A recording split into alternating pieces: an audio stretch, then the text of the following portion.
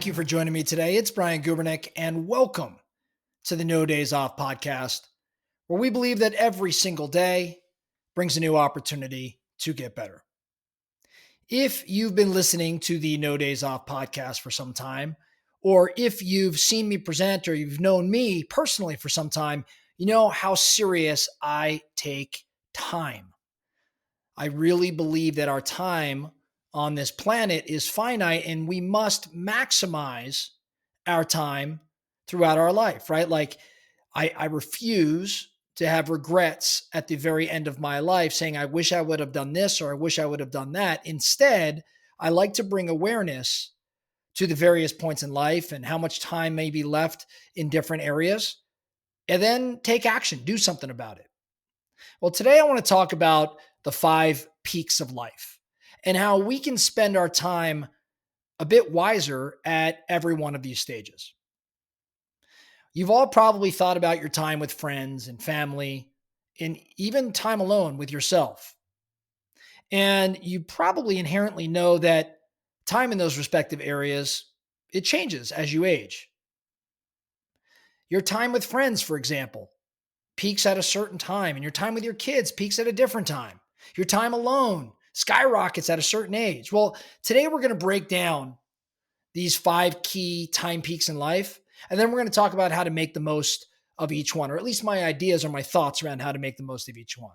I think this is a really, really important concept and one that we should really understand, especially as it pertains to our social interactions and how they change as we age. So the first peak, peak number 1, we're going to describe as time with friends. And time with friends actually peaks at the age of 18. It stays relatively high into your early and mid 20s, but then it starts to decline. So your late teens and your early 20s, it's when we spend the most time with friends. And as careers and families and responsibilities grow, this number, of course, declines, and it declines pretty sharply before it starts to pick back up again in the later stages of life.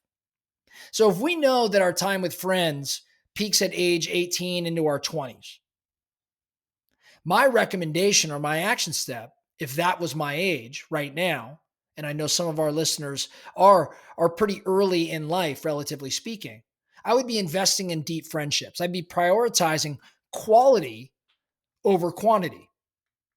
Now, for those a little bit later in life, I'd want to make sure I stay connected. I want to schedule regular calls or regular visits to maintain friendships over time. And then, of course, as it pertains to time with friends, I've got to adapt to change. I have to adapt to change. Friendships are going to evolve. So I've got to embrace new ways of staying connected. We've all seen the Harvard study about happiness.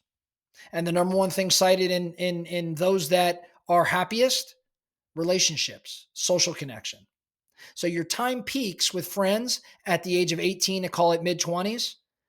So lay some framework or groundwork there. Now, if you're well past that, it doesn't mean you can't go back and prioritize quality a little bit more and make sure you're staying connected. So peak number 1 is your time with friends. Peak number 2 is time with children. This actually peaks at age 35. So if you're my age, 46, yes, I still get a lot of time with my kids, but the reality is 11 years ago, when my daughters were very little, of course, I had an incredible amount of time with them. Your time with children peaks in your 30s and your 40s because those are your most active parenting years.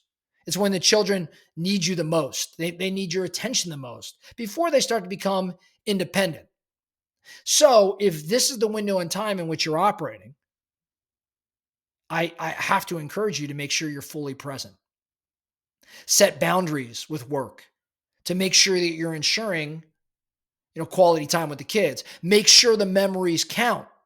Plan your experiences accordingly. And then get mentally prepared for the shift that is going to happen, because this phase is not going to last forever. So cherish it while it does.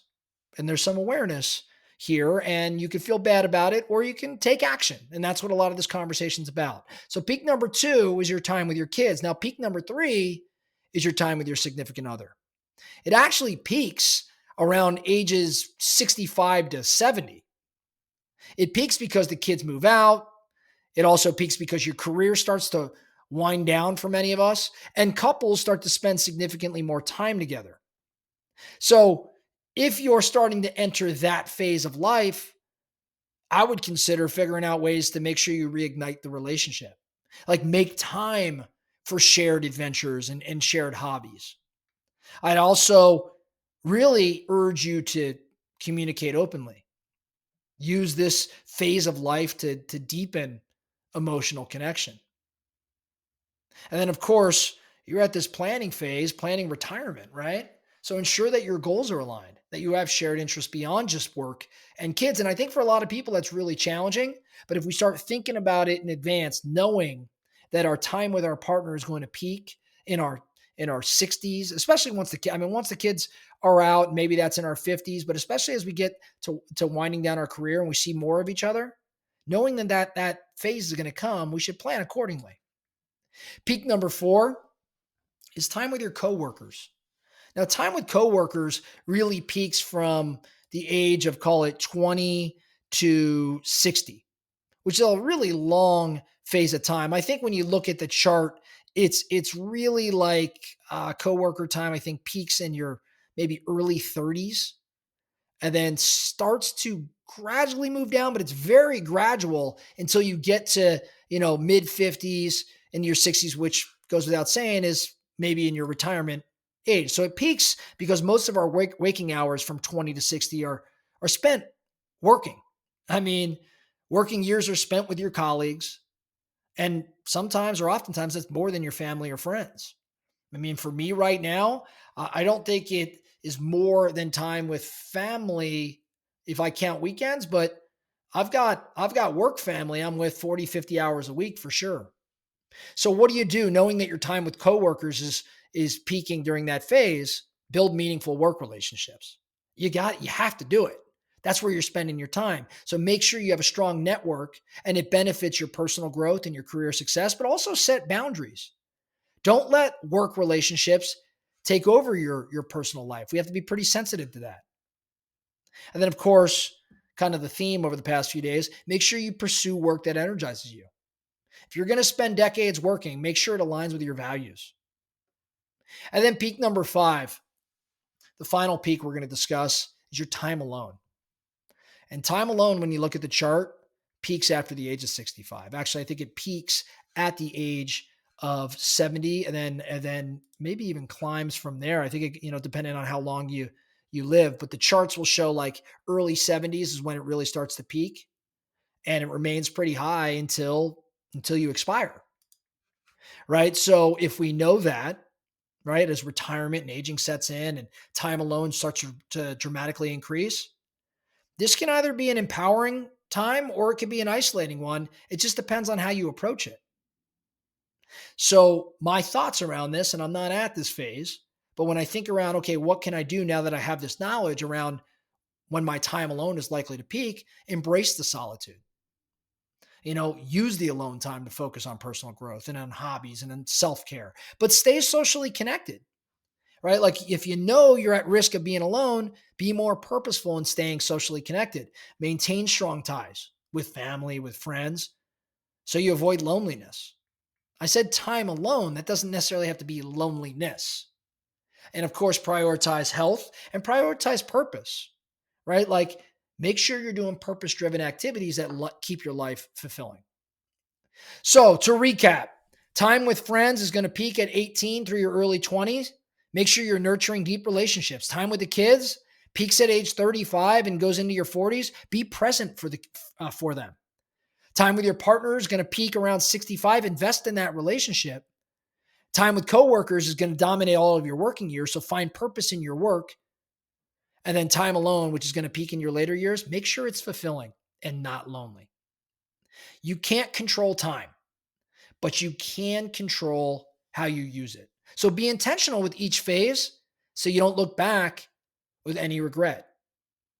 My focusing question for you today, or the focusing action, I want you to look at your life right now. Which peak are you in? Which peak are you in, given what I just outlined? What's one change you can make this week to maximize that phase, to maximize that time period? Make sense? Cool. I think again when I talk around time, I do it not to make anyone feel bad, but to bring awareness to this conversation because again, the last thing we want to do is get towards the end and have regret.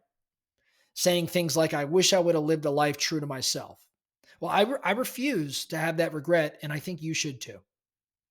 That's all I have for you today, the No Days Off podcast. Thank you so much for listening. And remember, every single day brings a new opportunity to get better. So let's get after it.